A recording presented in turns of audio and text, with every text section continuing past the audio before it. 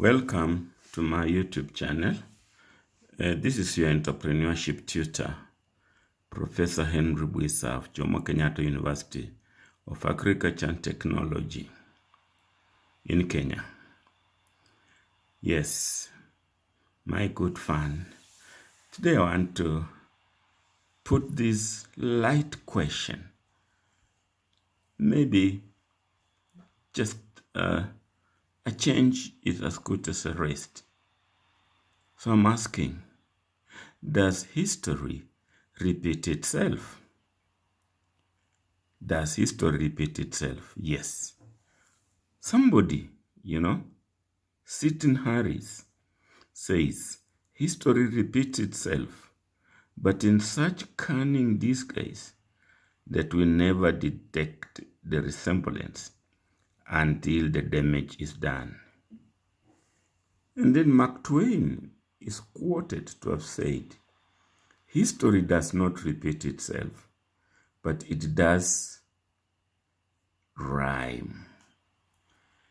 And then Karl Marx is quoted to say, history repeats itself, first as a tragedy, and then second as a farce. So, these are just three of the quotes on this phrase, history repeats itself. Now, I once attended an economics lecturette, meaning a short lecture on business cycles. We were told that business cycles, also known as trade or economic cycles, are the measured expansion and contraction of economic growth within a period. The audience heard that these cycles repeat themselves over time.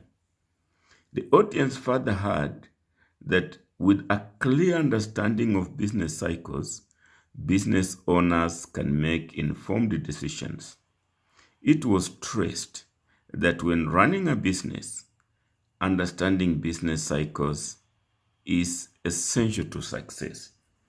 So, those are the cycles. We are told, look, it starts from here, expansion. When you start your business, it expands, and then it picks up. That is the cash cow. But then it can decline or recession at macro level. Then, after recession, it can actually go into a depression until the opposite of the peak, called the trough, is achieved. But then it recovers and again expands, peaks and recession and on and on. So this teaching is that, yes, there are times that business is good, there are times that is bad, there are times that is growing, there are times it's declining. So it's like telling us, yes, business happens in cycles. Let us not worry too much when it is in recession. Don't give up.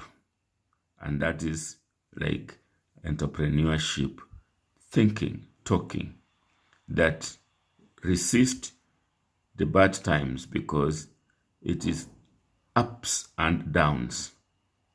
Now, that evening after the lecturette, as I repeatedly pondered over the lecture, I remembered my high school mathematics teacher teaching us about mathematical sequences. We were taught that in mathematics, a set of numbers following some pattern is called a sequence if the numbers are simply listed and repeatedly punctuated with commas between them, such as the sequence of a perfect square appearing below: 1, 4, 9, 16, 25. Yes, you have seen that those are squares. Square of 1 is 1, square of 2 is 4, square of 3 is 9, square of... So you can predict the next number after 25 and even others thereafter, can't you? Yes. Now, I came to learn that sequences play an important role in various aspects of our lives. They help us predict, evaluate, and monitor the outcome of a situation or event and help us a lot in decision making. But stop to think about it. Sequencing is the process of putting events, ideas, and objects in a logical order. So why is sequencing important? We sequence a lot in our lives. We divide our time into what we need to do first, second, and last. We understand events in our lives by understanding the order in which they occur. Let's look at getting your child ready for school. Yes, look, sequence 1 to 10. Here, wake up, go to the toilet, use potty. Yes, wash your hands. Yes, get dressed, eat your breakfast, brush your teeth. There are those who brush their teeth before they eat breakfast.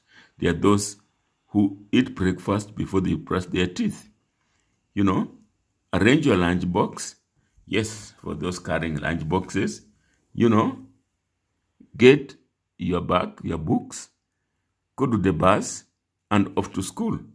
You see that sequence. And one follows another. And they repeat every day of the school. So, sequences. Now, for some children, sequencing can be a hard concept to grasp, especially when they are trying to tell a story.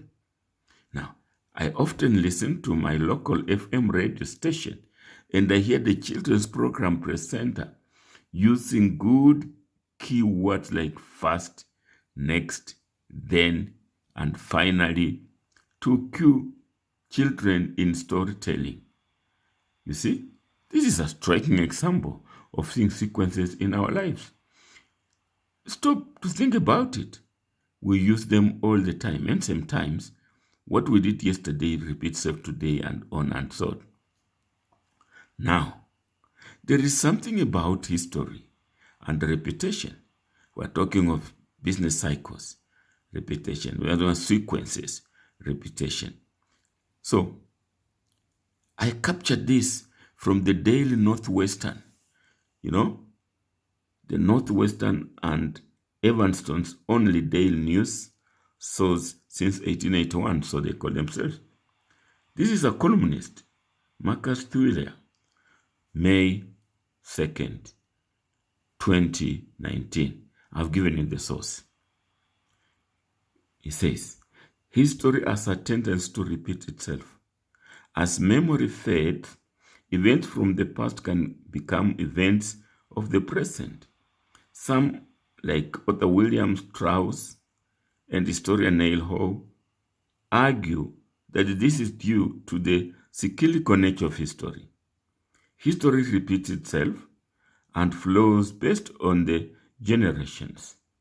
According to them, 4 generations are needed to cycle through before similar events begin to occur, which would put the coming of age of the millennial generation in parallel to the events of the early 20th century. And if recent events are any indicators, American society is inching dangerously close to mirroring events of a century ago. Yeah, he was looking at events in America and saying that probably something is going to repeat itself. And back to Kenya, the Kenya National Hospital, the Kenyatta National Hospital morning briefing. That was on 5th of May, 2020. Heading, History Repeating Itself. How this 2020 pandemic looks startlingly similar to 1918 flu. Yes, we are told More than 100 years of scientific and medical advances have done little to change how the world responds to a pandemic. Meanwhile, a new study, according to the Kenyatta National Hospital source, new study looks at how the 1918 outbreak helped lead to the rise of the Nazi Party in Germany. One example of the ways such a crisis can dramatically change, humanity's trajectory. Of course, it's not the Kenyatta National Hospital brief only. The Associated Press, The Guardian, the Wall Street Journal, and many other media channels did opines similarly. Now, my philosophy professor, I remember, taught us that there is what is called deductive reasoning, also called deductive logic, which is the process of reasoning from one or more statements or premises to reach a logical conclusion. Look at it. Deductive reasoning. If AFC beat Gore and Gore beat Breweries, then AFC will beat Breweries. Yeah, deductive reasoning. Well, I leave it to you to make sense or no sense out of that. Now, my professor of philosophy, also taught us about extrapolation, which is the action of estimating or concluding something by assuming that existing trends will continue or a current method will remain applicable. Now, look at this joke. My hobby, extrapolating. Yes, look. Vertical axis, horizontal axis. Here, you can see yesterday on the origin and today. The graph is going. And now, this teacher in the cartoon, as you can see, by late next month, you will have over 4 dozen husbands. So better get, a bulk rate on wedding cake. You see, at yesterday, how many husbands? 0. Today, 1. Extrapolation. Well, that is how we sometimes extrapolate in mathematics and draw an estimated graph. Now, we have just talked about business cycles, sequences, and history repeating itself. I am now tempted to try using in our everyday life. And in this case, can I use them to extrapolate the age brackets of the 2022 president of Kenya? Let's see. I've drawn this graph not to scale. That is my graph. That is the horizontal is age 60 years. And above the horizontal is over 60 years, 60 years plus. And below is less than 60 years. Then that is the magic age line. Now, our first president, 1963, Mzee Jomo Kenyatta, was 66 years when he was sworn in. Our second president, Mzee Daniel Arap Moi, in 1978, was 54 years when he was sworn in. Our third president, 2002, Mzee Mwai Kibaki, was 71 years when he was sworn in.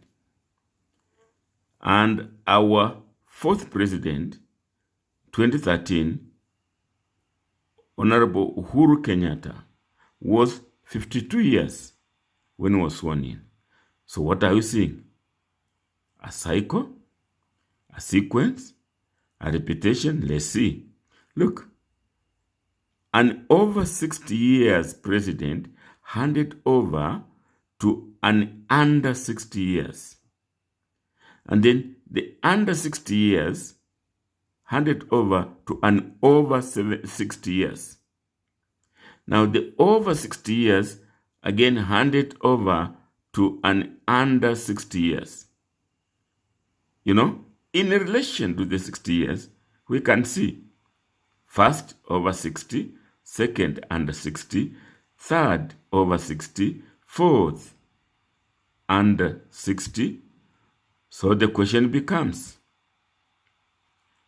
what is the next age in the sequence? Is it more 60 or under 60?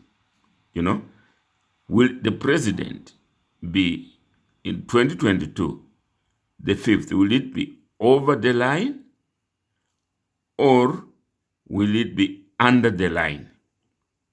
Does history repeat itself? Well, we say business cycles, sequences, and all those have lessons in everyday life. I'm just using them to see. Do you see any sequence?